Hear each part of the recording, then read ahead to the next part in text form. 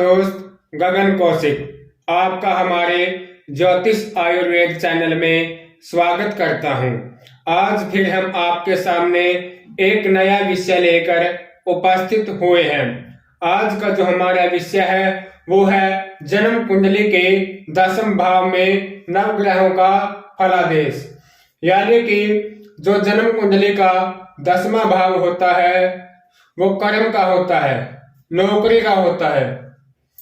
जब इस भाव के अंदर सूर्य से लेकर केतु तक कोई भी ग्रह आकर विराजमान हो जाता है तो क्या फल देता है, क्या दोष देता है, आइए दोस्तों बात करते हैं। सबसे पहले बात करेंगे सूर्य देव की। सूर्य को पिता का रूप माना जाता है। यदि सूर्य देव जन्म कुंडली के 10वें भाव में आकर विराजमान हो जाते हैं तो ऐसे जातक को पिता का सुख कम ही मिलता है। पिता के साथ ऐसे बालक की अनबन बनी रहती है। अगर सूर्य देव शव राशि में या उच्च में विराजमान है तो ऐसे जातक को कर्म के क्षेत्र में, कार्य के क्षेत्र में ऐसे जातक की चतुराई होती है। नौकरी के क्षेत्र में ऐसे जातक जा सकता है। सूर्य पिता का स्वरूप, ऐसे जातक को पिता का सुख भी पूर्ण रूप से प्राप्त होता है। उसके बाद बात करेंगे चंद्रमा की। चंद्रमा अगर 10वें भाव में जन्म कुंडली के कर्म भाव में आकर विराजमान हो जाता है तो ऐसे जातक को माता व पिता दोनों का ही सुख प्राप्त होता है। चंद्रमा माता का स्वरूप होता है।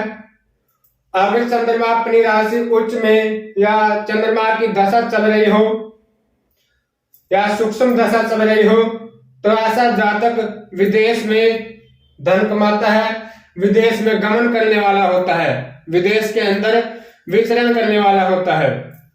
बात करते हैं मंगल ग्रह की। यदि मंगल देवता जन्म कुंडली के कर्म भाव में आकर विराजमान हो जाते हैं तो ऐसे जातक को भूमि का, भवन का, पुत्र आदि का, धन का समस्त सुख प्राप्त होते हैं। ऐसे जातक को अपने समस्त जीवन के अंदर, ऐसे जातक को पुलिस की नौकरी, फौज की नौकरी, आर्मी में ऐसे जातक को नौकरी मिलती है। ऐसा जातक देखने में बड़ा ही बलवान होता है, पराक्रमी होता है। बात करते हैं बुध की। अगर 10वें भाव में कर्म भाव के अंदर जन्म कुंडली में बुध कर्म भाव में आकर विराजमान हो जाता है तो ऐसा जातक को माता का सुख पूर्ण रूप से मिलता है। अपनी दशा, जब बुध की दशा आती है तो ऐसा जातक धार्मिक भी होता है, धर्म कर्म के कार्य करने वाला होता है। ऐसा जातक अपनी बुद्धि के साथ नौकरी प्राप्त करता है, वकील, कोर्ट में जज हो सकता है ऐसा जातक। बात करते हैं बृहस्पति की।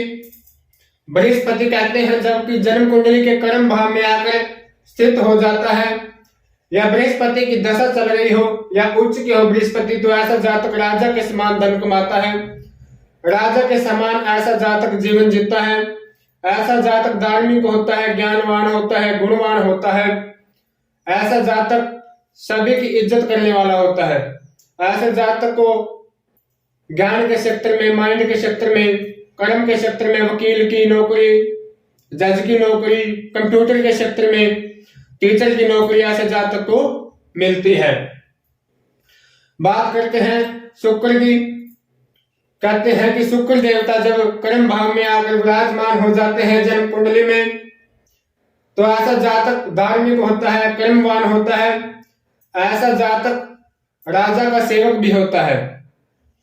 ऐसा जातक मंत्री की तरह होता है, ज्ञानवान, गुणवान, सलाहकार होता है ऐसा जातक। ऐसे जातक को पत्नी का पूर्ण रूप सुख मिलता है। ऐसे जातक की जो पत्नी होती है वो भी नौकरी करने वाली होती है। बात करते हैं दोस्तों शनि देव की।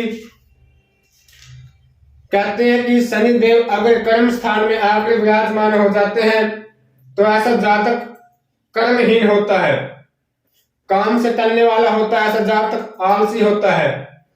अगर शनि देव नीच राशि में विराजमान हो तो ऐसे जातक को माता का सुख नहीं मिलता। ऐसे जातक को के जो शत्रु होते हैं उसको अपने वश में कर लेते हैं। अगर शनिदेव उच्च के हैं तो ऐसा जातक अपने शत्रुओं पर विजय प्राप्त करने वाला होता है। बात करते हैं दोस्तों राहु की।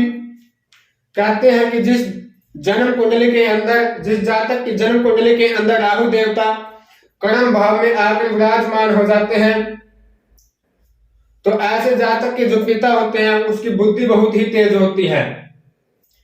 जब राहु की दशा आती है तो ऐसे जातक की मति भ्रम हो जाती है। ऐसे जातक की जो माता होती है उसकी भी थोड़ी मति भ्रम हो जाती है। ऐसा जातक भ्रमित होता है कर्म के क्षेत्र में। बात करते हैं केतु की। केतु अगर कर्म स्थान में आकर विराजमान हो जाता है तो ऐसा जातक कर्महीन होता है, कर्म से टलने वाला होता है। अगर केतु की दशा चल रही हो या अंतर दशा चल रही हो या कोई सूक्ष्म दशा भी चल रही हो तो माता का जो स्वास्थ्य होता है, ऐसे जातक की माता का स्वास्थ्य बड़ा ही खराब रहता है।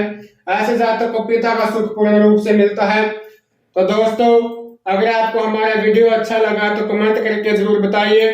अगर आप अपने कुंडली का विश्लेषण करवाना चाहते हैं तो हमारे दिए गए व्हाट्सएप नंबर पर मैसेज कर सकते हैं।